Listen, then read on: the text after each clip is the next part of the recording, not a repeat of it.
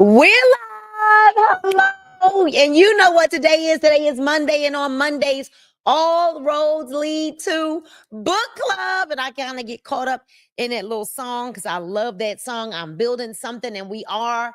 I hope that you all are excited about December. Today is December the 2nd.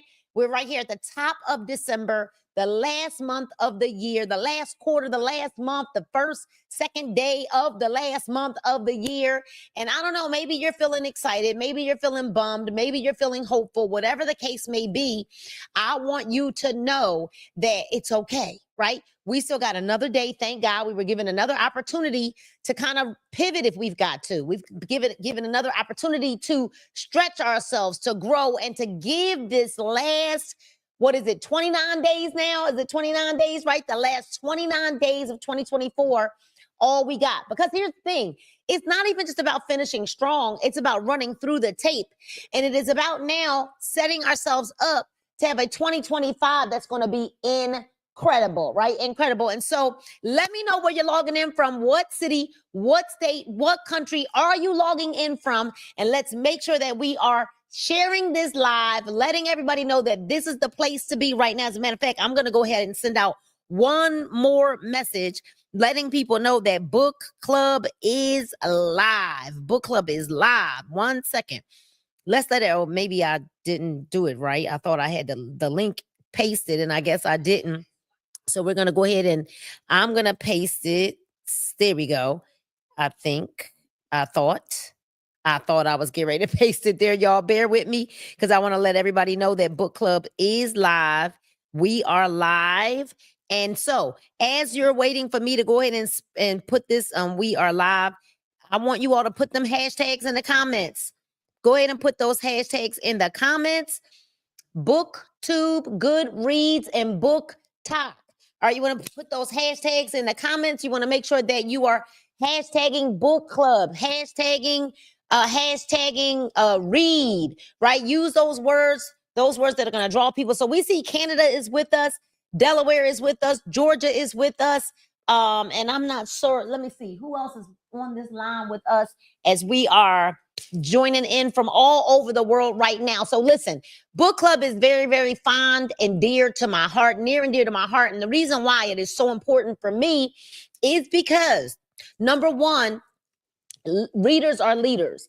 And if you have a desire to grow, if you have a desire to, in any capacity, reading is a must. It's fundamental. And let's face it, a lot of people don't enjoy reading, which is why book club is so important, because I have a gift. And the gift that I have is to take you into the mind of the reader. And let's face it, you don't even have to read. I'm reading the book for you, with you, and to you. Now, what else is important about book club? Because you cannot pour from an empty cup.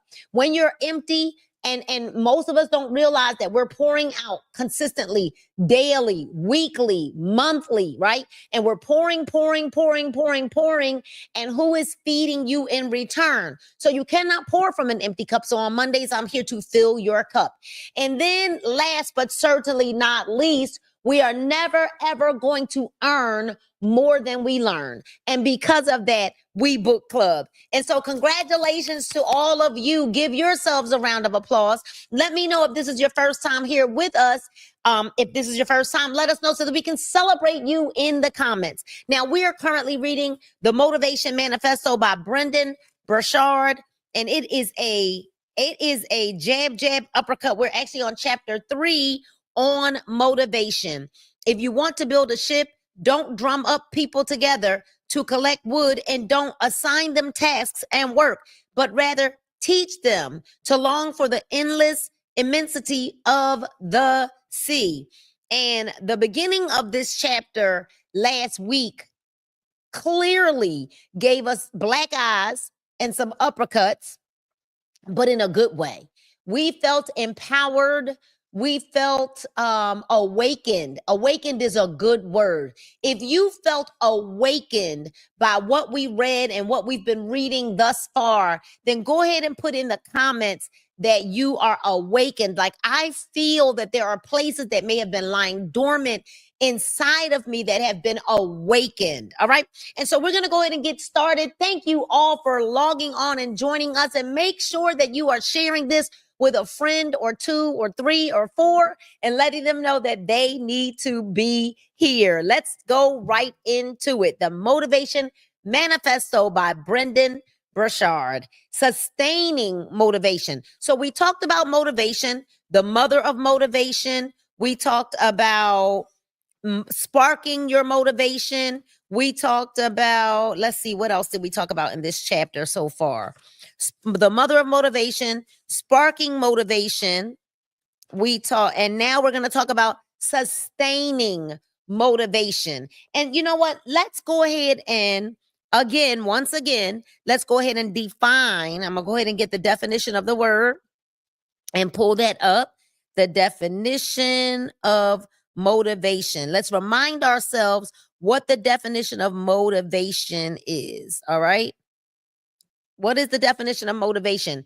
It's the reason or reasons one has for acting or behaving in a particular way.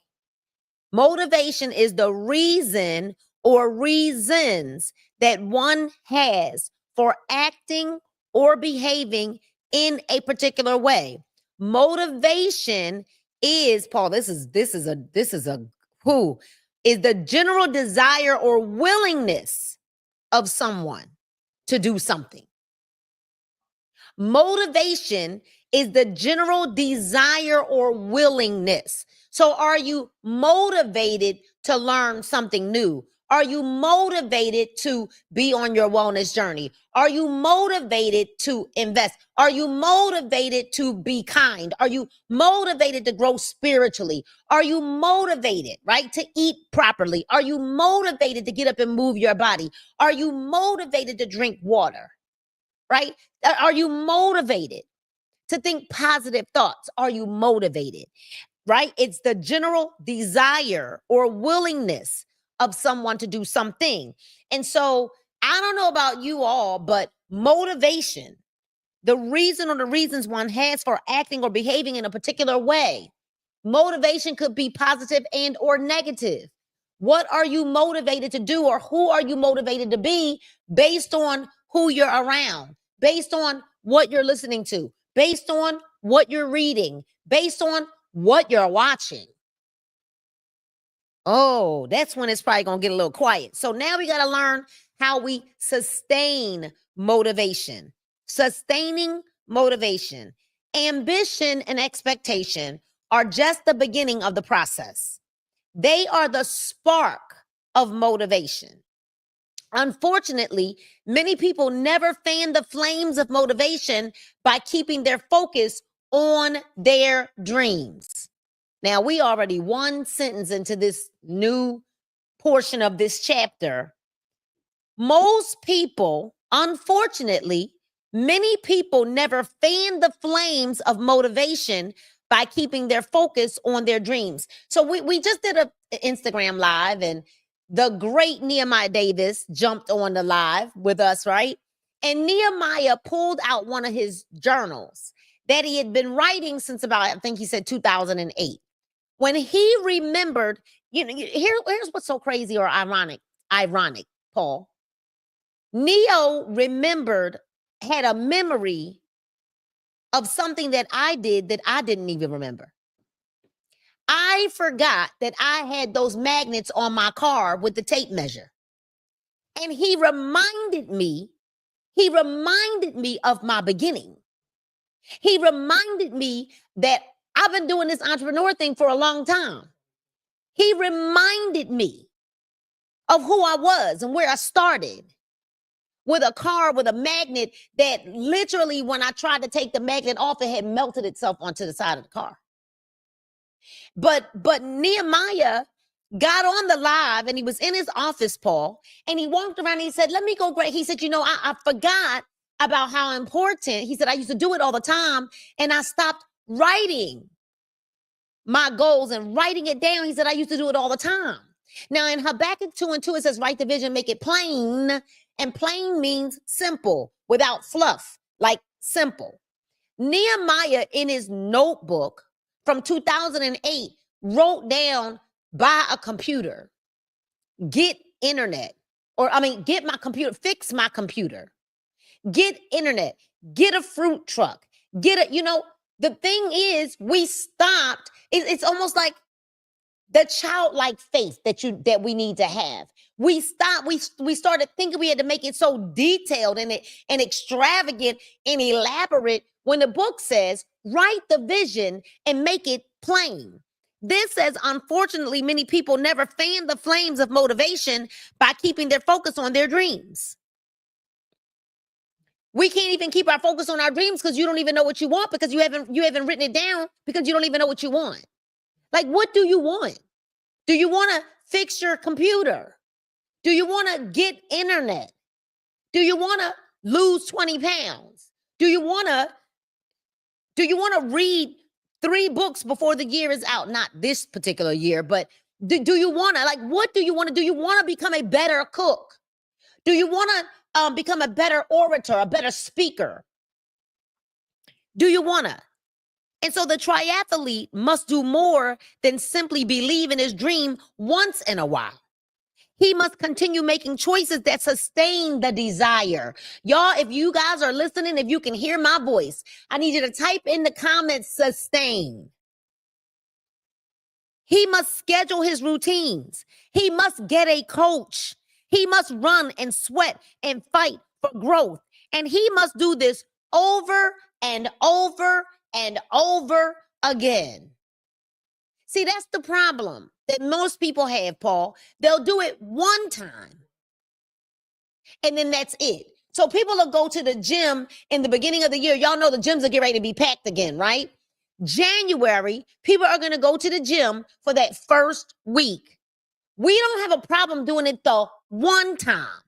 But the reason why most people only go for the one time, or they'll do it the one time, is because you didn't write a definitive goal. It wasn't a dream or a real desire of yours. And because of that, because you didn't write it down, you didn't make the commitment, and commitment is doing it once the feeling has disappeared.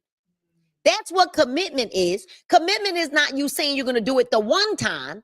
Commitment is when the feeling is gone, do you still show up?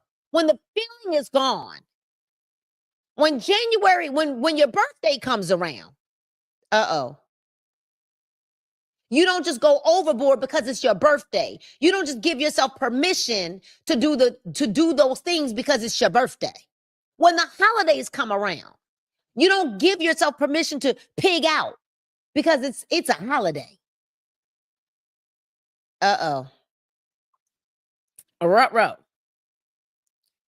But we schedule our routines. We get a coach. We go to events where we get in the rooms with other people. We're going to talk about that at the end of the book club.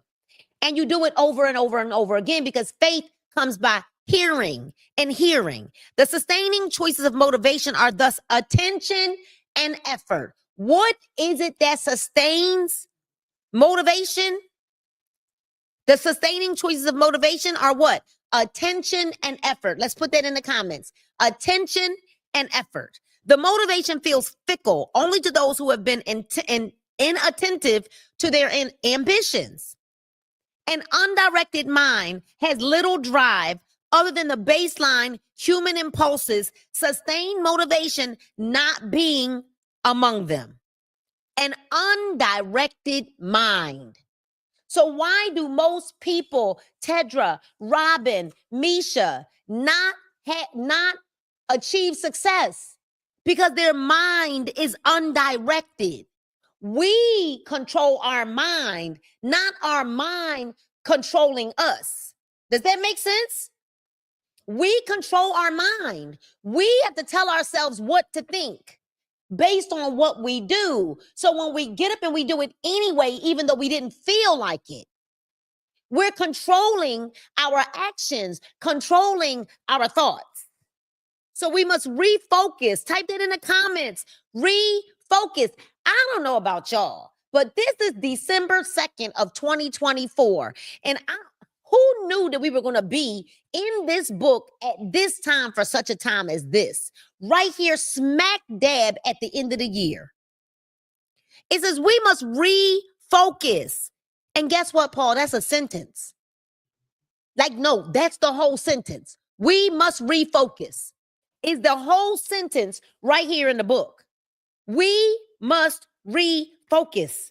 Giving our ambitious, consistent mental attention keeps the drive alive. How do you keep drive alive? You give it your mental attention. Wow, this is powerful. Keeps the drive alive, our energies swirling in anticipation. This can be as easy as reviewing our goals each day, journaling about our desires each night, regularly setting aside moments to visualize what we want and schedule our next steps. What do we have to do? Schedule our next steps. Write the vision, make it plain. So we refocus and we schedule our next steps. We do what? We direct our minds. This is where so many people fail. The distractions of the day steal their mental focus and thus their motivation. So if your focus is gone, your motivation is gone. The real downfall for many people isn't that they are unmotivated people, but they are simply distracted, too absent-minded to sustain motivation. You know, when I look at my business, Paul, when I look at like the retail aspect of our business, and when I see the numbers down, I know exactly why they're down. They're down because of what I didn't do. Uh-oh. Uh-oh. Uh-oh. Uh-oh. It may be that the world isn't giving us what we want simply because our own lack of focus makes it unclear what we're asking for. How can the world give us what we want when the world doesn't know what we want because we don't know what we want? You heard Lakeisha Dixon Jones say, if you don't write it down, then nothing is drawn to you because there's nothing for your mind to say, I got to get X, Y, and Z done. All right, so let's read. The real downfall for many people isn't that they are unmotivated. They're unmotivated people, but they are simply distracted, too absent-minded to sustain motivation. It may be that the world isn't giving us what we want simply because our own lack of focus makes it unclear what we're asking for. We mustn't let our dreams die in the daylight because we lose focus while responding to the world's lame interest or false emergencies. Oh my gosh. Oh my gosh. We mustn't take our eyes off our own goals as we dispatch mundane tasks of the day or await the right time to begin what we truly want to do. When we allow our attention to drift from our dreams and into the vast sea of unawareness, our motivation is dragged along behind it. So let us keep our minds on our motives. Let us hold our grand visions in view, with dreams popping with color across the conscious dashboard of our minds every single day. Let us sit and meditate on what we want and see those desires come into fruition over and over and over again. Some might fear that we are cultivating an obsession. We are becoming obsessed with a mighty aim, putting our full attention and zeal, perhaps for the first time, into something that truly matters to us. We should not fear an obsession for building a great and free life. Without such willed attention, our motivation would descend into half-hearted hopes, flirty arousals of the heart, and have no staying power.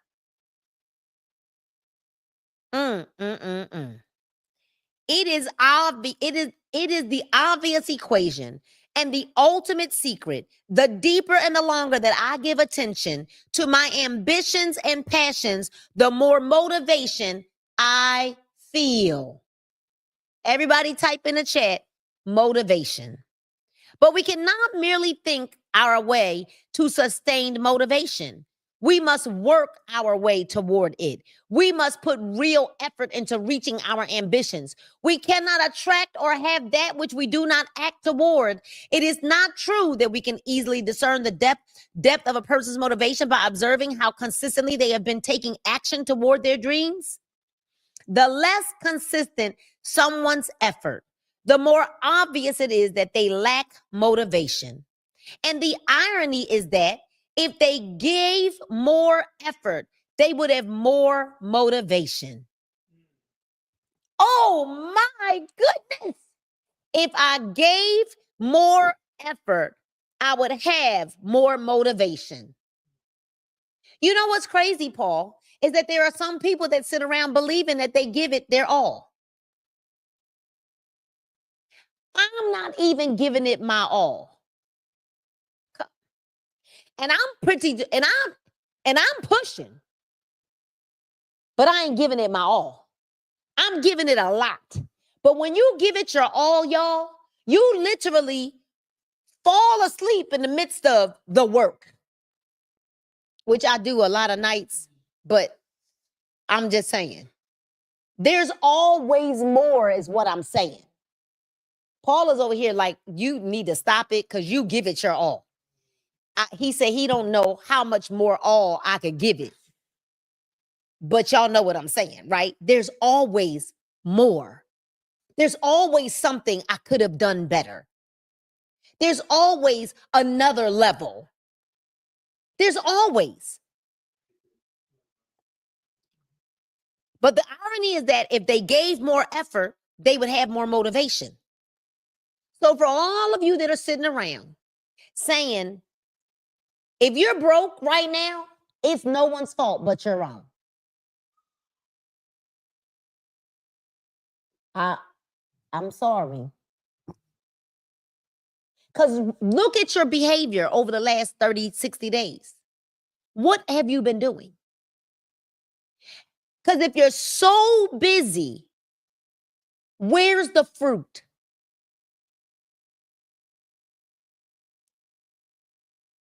If you are so busy, where's the fruit? You got to evaluate. Because a tree is known by the what? By the fruit that it bears. We cannot feel sustained energy or commitment for completing a journey if we have never taken the first step. The triathlete must have ambition, but he must also begin to train.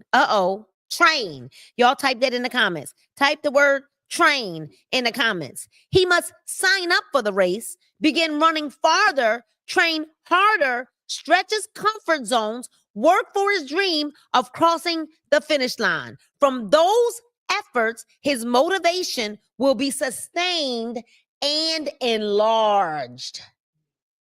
So why is it that you keep doing just enough? Because you've not dared enlarged your effort. Because when you enlarge your effort, your motivation gets enlarged. You keep doing what you've been doing. And if we keep doing what we've been doing, what's going to happen? What's going to happen? I'm going to let y'all answer in the comments.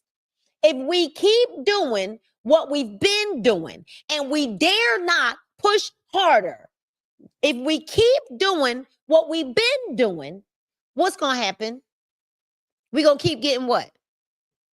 The same results. Paul answered for y'all. Dr. Jameson, the same results. Rosa Nix, the same, no results. Exactly. The same results. So when motivation dies, then it's not because our dreams have died. It's because we never began or we didn't sustain any real effort. Without taking steps forward, we never sense the highs of progress, and soon the energy is gone, and almost predictably, we quit. Because here's the thing. Here's the thing, Paul. Just because people don't verbally say that they quit, they show it in their actions by doing nothing. So you quit. You just didn't say you quit because it got a little tough. Life is getting a little rough. And you know what? I appreciate certain people's honesty. I got a message from somebody who I was trying to show some information to, and they said, Nina, I made some really bad decisions that have landed me in a financial place because they made some really bad decisions. You know, we oftentimes try to be the all things to all people. And we end up, because we're trying to be all things to all people, putting ourselves in a bind, a really bad situation that then you're trying to get your way out of, but you made some decisions that you shouldn't have made. We often forget that it is sweat and toil toward meaningful pursuits that makes us truly alive. What is it that makes us truly alive? Sweat and toil. When I lay down at night, y'all, I literally collapse because all day I am in pursuit of my destiny. All day long. There isn't a moment I'm just idly sitting doing nothing. Not a moment. I don't waste time because it's too expensive. Some of y'all gonna catch that. Some of y'all gonna catch that. My time is too expensive to waste. So let us remember that nothing keeps motivation aflame more than hard work and the resulting momentum and fulfillment to continue our efforts toward our ambitions despite fatigue and distraction and hardship. This is the mark of the truly motivated. People who are truly motivated, they don't allow stuff to get them all distracted. That's what the book says. Our life and legend hinge on our ability to keep marching on, to keep firing our will over the long term. Just one more heavy step toward our dreams often awakens desire to follow it with another. And so the answer becomes clear when people ask, what is the ultimate secret to lifelong motivation? What's the ultimate secret? Continuing on no matter what. What is the ultimate secret to lifelong motivation? Put it in the comments. Continuing on no matter what. It hurts to think that after all of our struggles, to feel more motivated, all we need to do was give more attention to our ambitions. So if you feel unmotivated, it is because you're not giving attention to your ambitions. We would rather believe that during those roaring times of our lives, when we were fired up, there was luck or an external force at play. We want to fall for the fallacy that we were more motivated because our environmental factors. Our back was against the wall. Our dad died. Our wife needed us. The big door of opportunity swung open. God touched us. There was a baby to feed. But the stark reality is that those times that we were motivated happened simply because we were willing and working ourselves forward more often. Oh.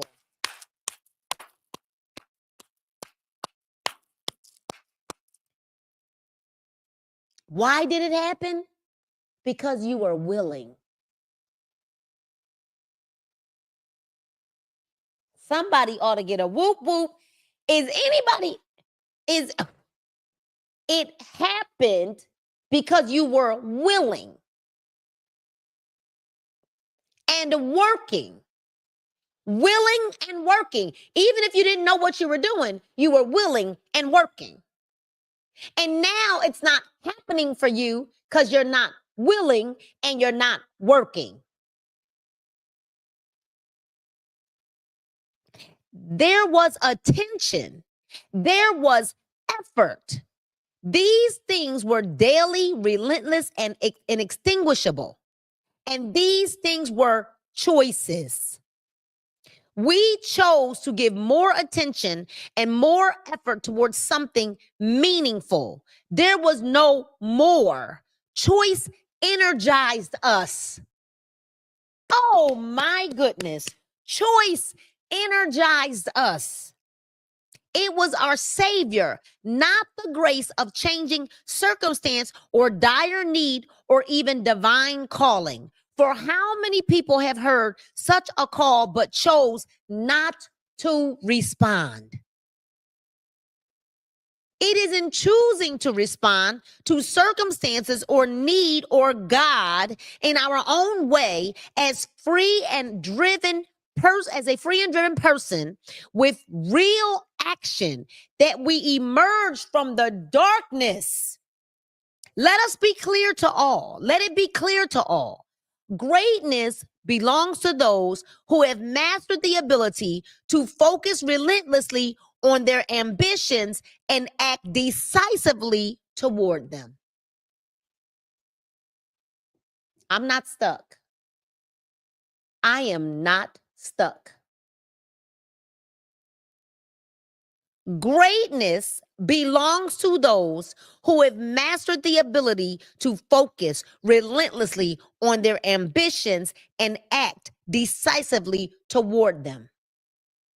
So if you don't like the way your life looks right now, whose fault is it? Track your actions. Track your behavior. What have you been doing?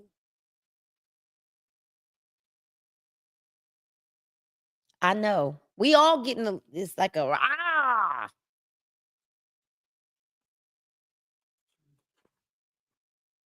It's almost over, y'all. It's a that was sustaining is over. Now we're gonna go on to amplifying motivation. We done with that, and we only got about 3 more pages to read. We good? We good? She said, Rosa said, this is powerful, and I need this. We're gonna amplify our motivation. Now we know how to sustain it. How do we sustain it? By taking action. How do we sustain it? By doing something. How do we sustain it? Now we're going to amplify it because we need to go to the next level, right? Dr. Jameson said, no, it's all right. We good. We amplify our motivation. We have aroused our motivation and we have kept it burning. Now let us grow it and condition it through every fiber of our being and into every facet of our lives. 2 choices will amplify our motivation to another level. Are we ready? 2 choices will amplify our motivation to another level. 1, attitude. 2, environment. Who are you around? Do you realize a lot of times it be your own family?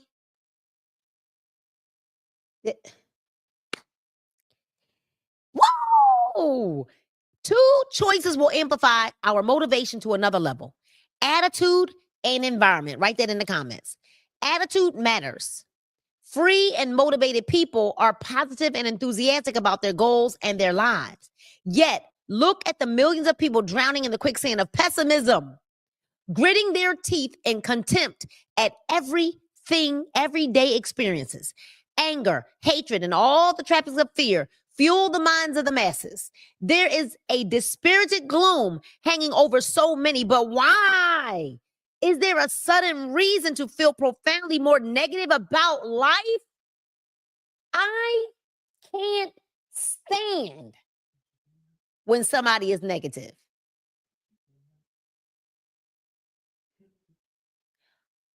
I'm going to tell you, I could be in a room with a negative person and they will not be in the room to me.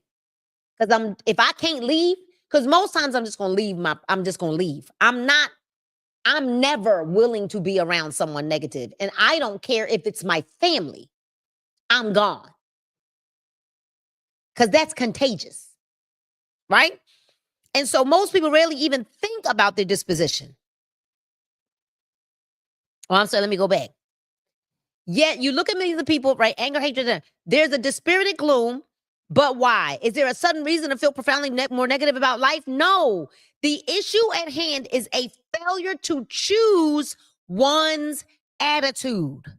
Most people rarely even think about their disposition or how they are energetically experiencing or contributing to the world. This inattention to how they think and behave and serve, this unconscious style is costing them their dreams and their legacy. Just think of the people who have achieved great things. Are they sullen and bitter, negative and angry? No. What person ever achieved true greatness and fulfillment with a universally bad attitude? Nobody.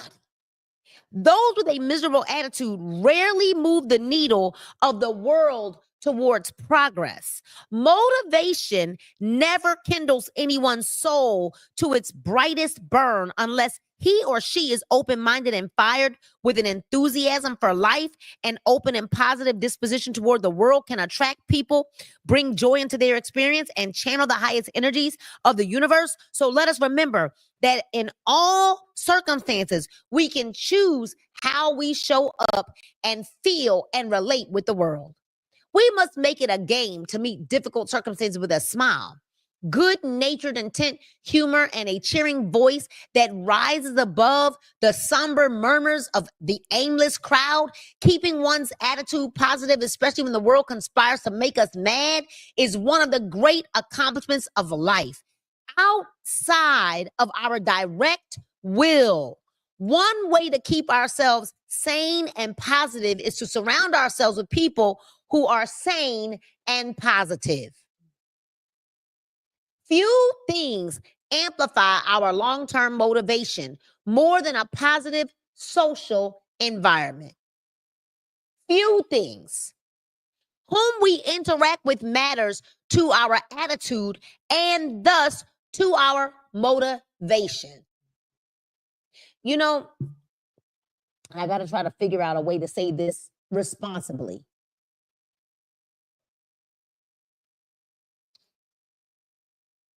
I had been in a setting or an environment for many, many years where the people around me, and I mean, I was spending multiple days a week in this environment. And the people around me, as I began to look around, there was no growth and no change. I was around people in this particular environment who I just saw no, because I'm trying to be very responsible without telling you where it was. I saw no growth and no change. And I was there 3, sometimes 4 days a week. And it wasn't my job. It wasn't the salon. What I'm here to tell you is you have to be very, very careful. Every environment that we're in, every single environment matters. And it wasn't until I released myself from that environment that my life began to skyrocket. Whom we interact with matters to our attitude and then thus to our motivation. Unfortunately, most people have allowed their motivation to be dampened by the social spheres to which they restrict themselves. So sometimes you're in an environment, you don't even know why. You don't even know why all of a sudden it's like this barrenness around you. And are you in a barren place? Because you're in a barren place. Because our environment matters. Write it down. Write it in the comments. Environment matters. It is hard, though not impossible, to be highly motivated when surrounded by pessimists and jerks, or while living in the stress and chaos created by drama queens and absent-minded. I'm gonna tell you, it is very difficult if your spouse is pessimist and negative, God bless you. Because God bless you. That's all I'm going to say about that. Because it is not easy to have to live around someone who might be pessimistic all the time. They're good people. They're good people, Letitia. They're good people. But they're negative and pessimistic, and all they want is for life to be the way it was 55 years ago. They don't want no change. They don't want no growth. They can be jacked up in a minute because the world is changing. So whether you want to change or not, if you stay where you are, you're going to be left behind, and you're going to still be here on the earth left behind with the world rapidly changing around us.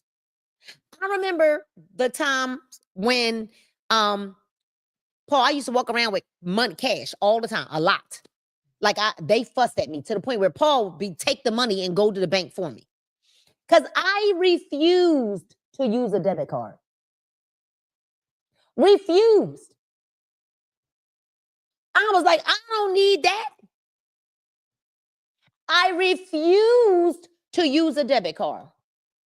And then quickly, the light, I was illuminated, the blinders were taken off of me, and everything was going digital. Everything. You couldn't make a purchase, you couldn't buy a trip or nothing unless that money was on that card. Now it's even more profound. That now, literally, y'all, come on. We can tap our phones together and give people money. I can give people money in another state right now from the push of a button.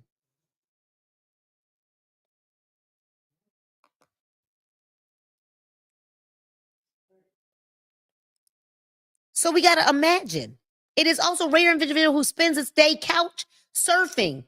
So let me go back. While created by drama queens and president, it is also the rare individual who spends his days couch surfing and partying with drunken friends, then ends up stumbling onto the secret to success and happiness. The woman with the demeaning boyfriend rarely feels motivated to be her best self, and the man working with a dead-end job with an insulting boss and bored coworkers rarely feels motivated to contribute with excellence. For once and for all, we should distance ourselves from those with bad attitudes, for their energy is contagious and corrupting. Not only is their energy contagious, it's corrupting. Let's look up what the word corrupt. Let's look up the definition. The definition of corrupting.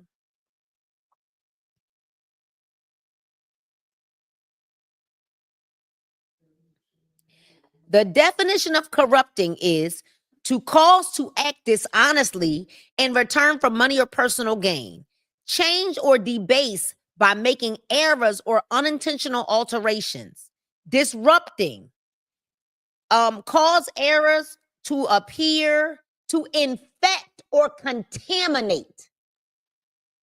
To infect or contaminate. So this says, boyfriend and man working a dead-end job, co-workers are feeling to contribute to that. For once and for all, we should distance ourselves from those with bad attitudes, for their energy is contagious and or may infect you or contaminate you. Do you understand when you get an infection, you need antibiotics to cure it? You can't cure an infection by itself. So if you are around people who rarely feel motivated, they got bad attitudes, they're pessimistic, their energy is contagious and will corrupt you. We should remember our personal freedom is on the line, and our social sphere mustn't hinder our self-expression or pursuit of things that are meaningful. For motivation's sake, we must be vigilant and surround ourselves with genuine and positive people who seek positive aims with positive attitudes. Let us be more disciplined in shaping our physical environments to amplify our emotions. We should love the spaces that we spend our time in. And if we do not, we should make immediate changes. Walking into our homes should bring us peace and the ability to rejuvenate. We should have plenty of light and a place where we cannot be disturbed so that we can reflect, think, plan, make art. We should feel comfortable where we sleep or where we think. Our workplaces should inspire us, and we should have a ready contact list of other driven people to call upon when we need new inspiration. If we do not, again, we must make immediate changes to find and cultivate such relationships. If we lack a supportive place to live and work or a positive peer group, let it be our mission to manifest those things in our lives. Our environment matters. And so we shall shape it to lift us into the next realm of motivation and joy. You know what I love about that, Paul? That it doesn't say happiness, because happiness is contingent upon something happening to us. But when you've got joy, there's no one that can disturb that. So we've got a clear path from victimhood. With this new understanding of our motivation, we move away from victimhood and find a clear path toward freedom.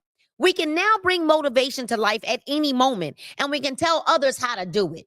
Choose an ambition and with full force, expect that it is possible that you can make it happen. Give constant attention and committed effort to your dreams, and your motivation will perpetuate itself. Demonstrate a positive attitude as you strive for great things, to take care to create a supportive environment around you that amplifies your motivation. With such practices, cultivating motivation moves from a lucky feeling to a willed choice. With such practices, I'm going to say it again. Cultivating motivation moves from a lucky feeling to a willed choice. Over time, these choices will lead us to feel in command of our lives, able to punch through distractions, and better at riding the ups and the downs of our existence. Without such practices, we fall whim to our impulses, enslaved to laziness and fear. We fall victim to others and to circumstances because we cannot rouse ourselves to be mindful or break free. Soon, we are unmotivated victims, and nothing deadens the energies of the soul like a sense of victimhood. And so we have a message to the aimless and to the unmotivated. You ready? Are we ready? Let me see. Are you ready? Type ready in the comments. If you're ready, type ready. Because we have a message to the aimless and the unmotivated. They say, I'm waiting for something or someone to motivate me. We say, motivation is summoned only from within. They say, I do not feel motivated. I'm just not a motivated person. We say motivation is not an impulse of the body or a personality trait. It is an intention and will of a free and conscious mind. They say, I'll get more motivation and work harder when my job gives me more pay, autonomy, and responsibility. We say, if you have not chosen to be motivated before, that is why you do not have more pay, autonomy, and responsibility. Effort gives you motivation, and motivation gives you reward. Woo! Effort gives you motivation, and motivation gives you reward. They say, well, the people around me are killing my motivation. We say, you are choosing the people around you. But regardless, motivation is of your own will and volition. It is imperishable and cannot be granted, diminished, or killed by others because it exists within you because you want it to. To birth life and death of each day's motivation are subject to your own direction. My goodness. They say, well, I haven't had any major life experiences that have motivated me, like a lucky break or a life event that made me find my purpose. We say purpose does not strike as a lucky lightning bolt of inspiration. Motivation and purpose are choices. The only thing needed to spark motivation is a decision to heighten your ambition and expectancy to sit down. Think about what you desire and believe that you can go get it. To keep that motivation, you must give constant attention and effort. They say, well, sometimes I just feel lazy. We say, then choose to feel something else. Laziness is a choice, just as any other feeling can be a choice. Understand that life is short and that choosing laziness for the long term will lead to a life that is slave to impulse and littered with regrets. Only in choosing to energize yourself will you finally go out into a world, discover who you are, grow, actualize your dreams, and become free and great. Whoa! This is so good. Life enlarged and glorified. To be aware, to utilize our full mental faculties as humans, to be directors of our own minds and motives, these things give us personal power. Let us never neglect them, and let us devote ourselves to mastering motivation each day of our lives. There is nothing so deserving of our vital attention, for it is in the millions of the in-the-moment decisions made throughout our lives, either directed by a motivated mind that bends towards personal freedom or left to the default impulses that bend toward fear, that we create our destiny. Fear wins or freedom wins. Your choice. Either you let fear win, or Aunt Carol, you let freedom win. Life is enlarged and glorified when motivation is a light. So let us once more spark our souls with an ambitious fire. Let us stoke this energy with close attention, constant effort, and positive attitude. Let us act with full efficacy in shaping the social and physical environments of our lives. Should we be diligent and should we succeed, our vitality will amplify our life, will magnify as if a divine light is bursting through, signaling to the world and to destiny that we are here. That is our time, that we are ready.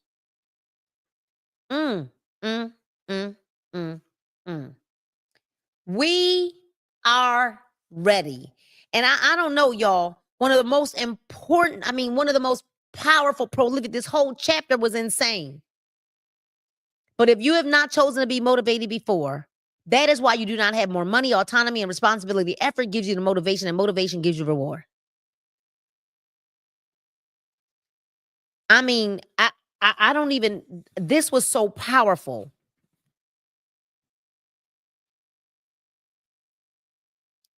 It exists within you because you wanted to. Like this was so powerful. Purpose does not strike us as lightning bolt. This was so powerful. Powerful. My gosh. My gosh. Effort gives you motivation, and motivation gives you reward. Y'all, I was already on fire from the live that I did with Lakeisha Dixon Jones. But reading the rest of this book, knowing we shall meet life with full presence and power is where we're going next. Declaration 1. So next Monday, we will be back.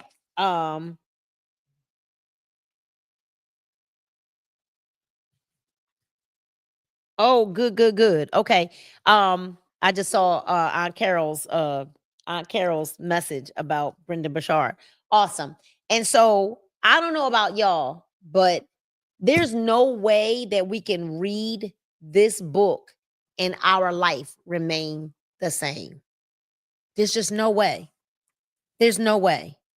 Because there's so many things within the pages of this book that could help to spark and evoke change in our lives. Effort gives you motivation, and motivation gives you reward. I would hope and pray that we would allow ourselves to see the bigger picture. And I would only hope and pray that your life is being impacted and enriched because of the words on these pages. I hope that you enjoyed today's book club. And if you did, let's light the chat up. Light the chat up and let us know that you enjoyed every bit of it. I know it was like some ouch-hallelujahs. And maybe it was just all over your toes and you got to say ouch-hallelujah. Let's make sure that you are connected by subscribing to this YouTube channel right there. Subscribe to this YouTube channel to make sure that you always know when we are going live. All right, you all. And then let's make sure that we are connected on all of my social media platforms. My information is consistent on every platform of mine. So on Instagram, you can find me as The Real Nina Moorer. All right. And that is because my account was hacked and I had to name it The Real Nina Moorer. Right. So, you know, it's really me. So make sure you're following me on Instagram. You can see it right there at The Real Nina Moorer. Then make sure you go on over to Facebook and follow me there as Nina Rochelle Moorer. You'll see me on Facebook. You'll see it right there underneath as Nina Rochelle Moorer. And then let's make sure we are connected on TikTok as well, because there are some days that I'm just live on TikTok and Instagram. So go to my TikTok as Nina Moorer, the Wellness Queen, also on TikTok. And then make sure that you've gone to my website and subscribed, ninamoorer.com. Because you're going to get a free gift from subscribing on the website. All right, you guys. Now listen, we will not end this live book club without encouraging you all to get to Atlanta, Georgia this weekend. Now, you all heard Michael McDonald on the live last week while I was in Philadelphia. But today we had Lakeisha Dixon Jones. She's our featured speaker here in Atlanta this Sunday, December the 8th. And, you know, tonight I'm going to go live. I'm going to be giving away a virtual ticket this evening live on my Instagram and or TikTok. I don't know. We'll see, or maybe both. Right. I'm going to be giving away a virtual ticket. And then one of these days this week, I'm going to be giving away an in-person ticket that was donated by Nehemiah Davis. And I've got some other friends that might be donating. So you just stay tuned. I got some other friends that might be donating a ticket. So if you are in the Atlanta, Georgia area or anywhere around within 2 or 3 hours and you can get here on time Sunday morning, you just might have. And this is for somebody who just can't afford to be in the room. All right. And so I know that the Lord is going to show us who to invite to this event. But listen, this is an investment that you need to make because you need to be in the room. Something magical is going to happen. And I believe that your life is going to be fulfilled. It's going to be enriched, empowered, and impacted. And you're going to receive what you need to hear from God when you come to the Prayer Vision Experience Sunday. So how do you get your tickets? I'm glad you asked me. Go right there. moorergroup.ticketlocity.com and get your ticket. All right, get your ticket. Do it now. So listen, I want you to enjoy the rest of your evening. Have an amazing rest of your week. You probably ate too much for Thanksgiving. It's okay. It's time to detox. All right, but make sure that you pay it forward.